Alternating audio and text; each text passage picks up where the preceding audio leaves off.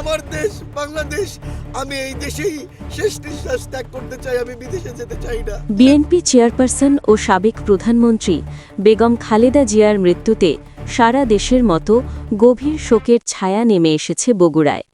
যে জনপদ থেকে তিনি বারবার সংসদ সদস্য নির্বাচিত হয়ে দেশের নেতৃত্ব দিয়েছেন, সেই বগুড়ার মানুষ আজ তাদের প্রিয় পুত্রবধূকে হারিয়ে শোকে মুহ্যমান। গতকালই যার হয়ে নির্বাচনে অংশ নিতে মনোনয়নপত্র জমা দেওয়া হয়েছিল, আজ তার চিরবিদায়ের খবর মানতে পারছেন না কেউ।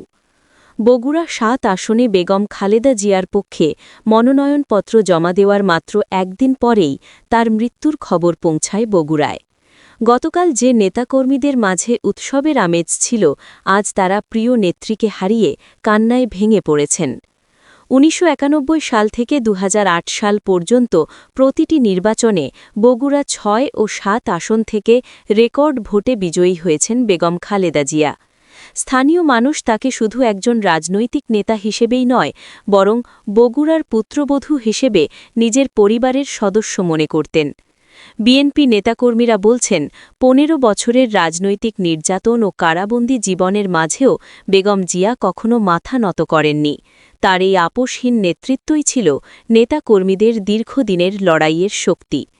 ১৯৯১ সালে বগুড়া থেকে নির্বাচিত হয়েই তিনি বাংলাদেশের প্রথম নারী প্রধানমন্ত্রী হওয়ার গৌরব অর্জন করেছিলেন।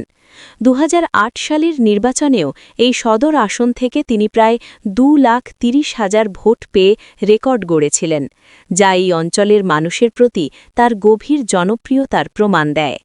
নেতাকর্মীদের অনেকেরই অভিযোগ, দীর্ঘ সময় ধরে কারাবন্দী ও গৃহবন্দী থাকা এবং সুচিকিৎসার সুযোগ না পাওয়াই বেগম জিয়ার শারীরিক অবস্থার এই দ্রুত অবনতির মূল কারণ। বগুড়ার রাজপথ থেকে শুরু করে অলিগলি সবখানেই আজ শোকের নীরবতা। প্রিয় নেত্রীকে আর কোনো দিন নির্বাচনী ময়দানে দেখা যাবে না, এই চরম সত্য মেনে নিতে কষ্ট হচ্ছে সাধারণ মানুষের। বগুড়ার রাজনীতির ইতিহাসে বেগম খালেদা জিয়া এক অবিচ্ছেদ্য নাম হয়ে থাকবেন।